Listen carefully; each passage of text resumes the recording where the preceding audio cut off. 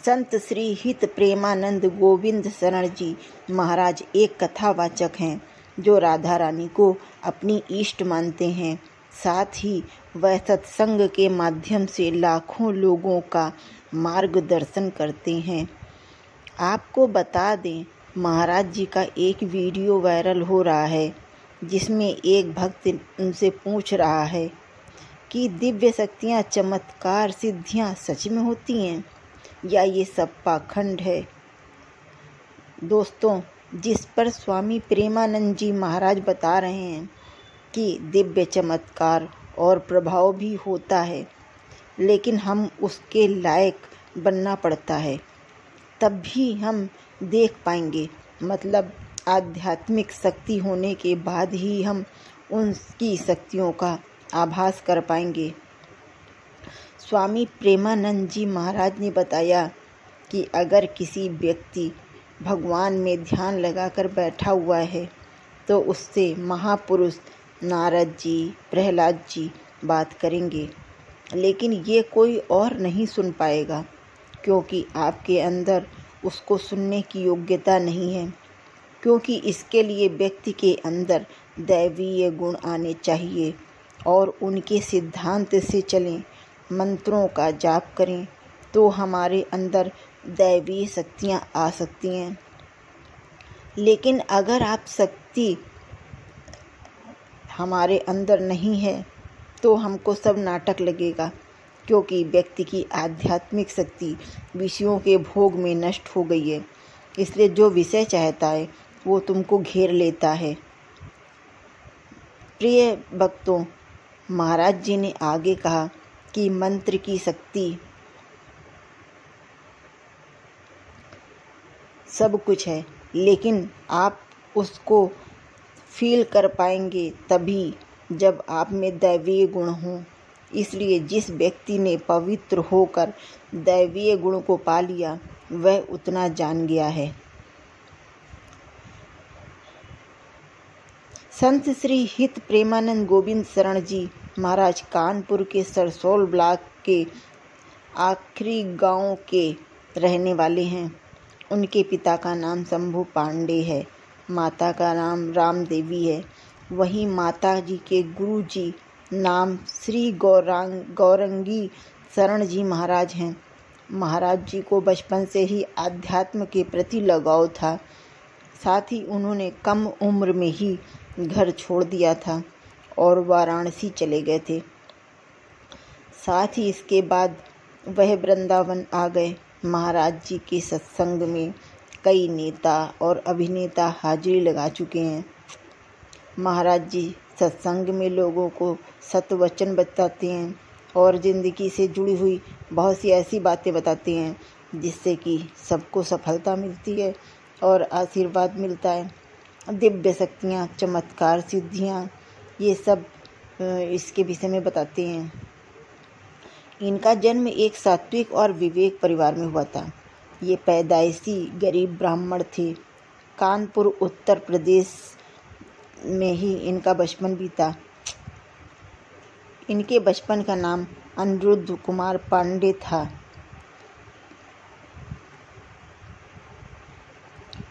बाद में इनका नाम प्रेमानंद जी महाराज, जब गुरु बन गए तो प्रेमानंद जी महाराज कर दिया गया।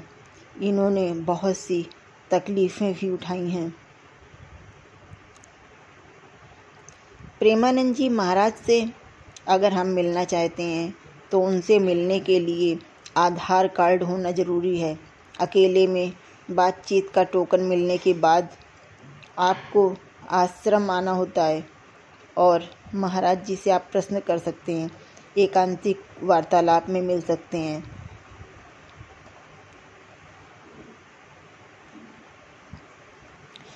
अगर आप प्रेमानंद जी महाराज का सत्संग सुनने के साथ उनके दर्शन के अभिलाषी हैं तो आपको 2 दिन का समय लगेगा। आश्रम में हर दिन 9:30 से महाराज के शिष्यों द्वारा अलग अलग टोकन दिए जाते हैं जिससे हम मंदिर में प्रवेश कर सकते हैं और महाराज जी के दर्शन कर सकते हैं। लेकिन महाराज जी के दर्शन करने के लिए हमारे पास आधार कार्ड होना बहुत ज़रूरी है। आजकल सोशल मीडिया पर एक बाबा काफ़ी चर्चित हैं, नाम है प्रेमानंद जी महाराज। वृंदावन वाले प्रेमानंद जी महाराज आपके अपने विचारों की वजह से काफ़ी लोकप्रिय हो चुके हैं। लोग इनके दर्शन को बेताब रहते हैं। आधी रात को जब वे वृंदावन की सड़कों पर निकलते हैं तो दर्शन वालों की लाइन लग जाती है।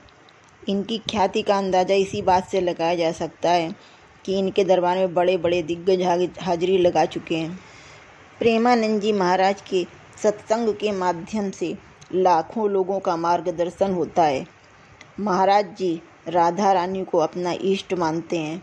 आपको बता दें कि महाराज जी का एक वीडियो वायरल हो रहा है जिसमें एक भक्त ने उनसे पूछ रहा है सुखी और धनवान होने के लिए क्या करना चाहिए, जिस पर प्रेमानंद गोविंद शरण महाराज जी बता रहे हैं कि महासुखी रहने के लिए प्रभु का आश्रय और भगवान का नाम जाप नहीं करोगे तो आपको सुखी नहीं रह सकते, आपको शांति नहीं मिलेगी।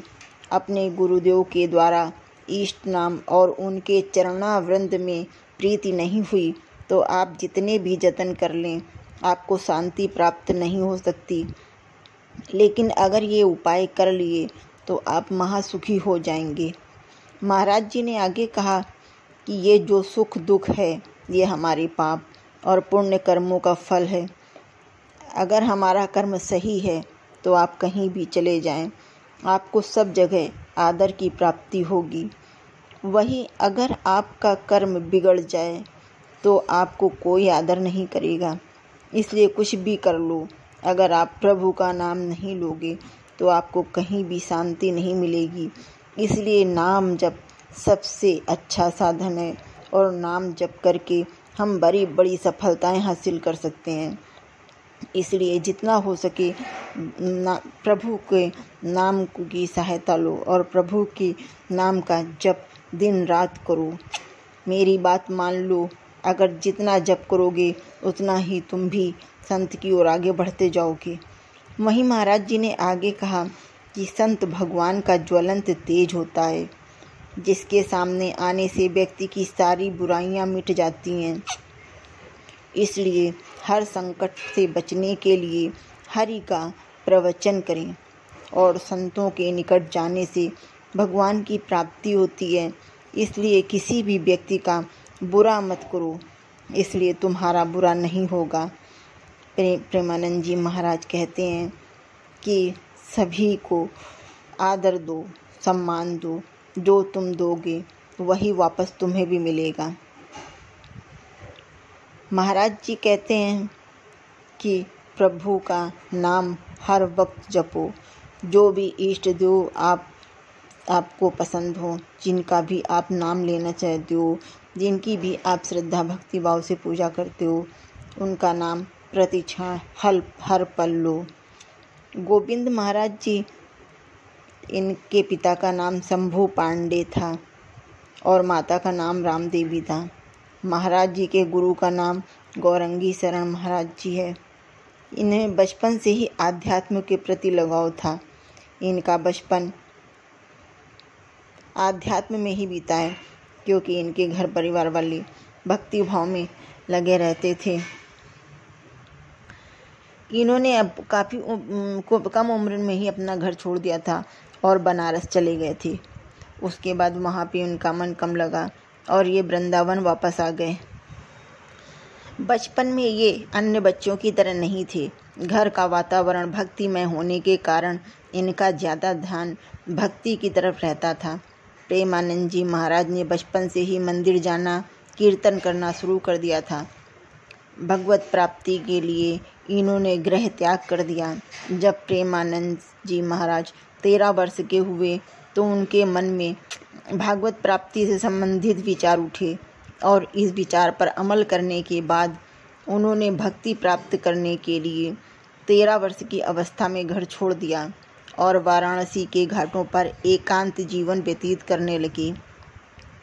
यहाँ वे प्रतिदिन गंगा जी में स्नान करके तुलसी घाट के एक विशाल पीपल के वृक्ष के नीचे भगवान महादेव का ध्यान करते थे और एकांत जीवन व्यतीत करते थे और भोजन के लिए भिखारियों की कतार में लगकर भोजन मिलने की प्रतीक्षा करते थे।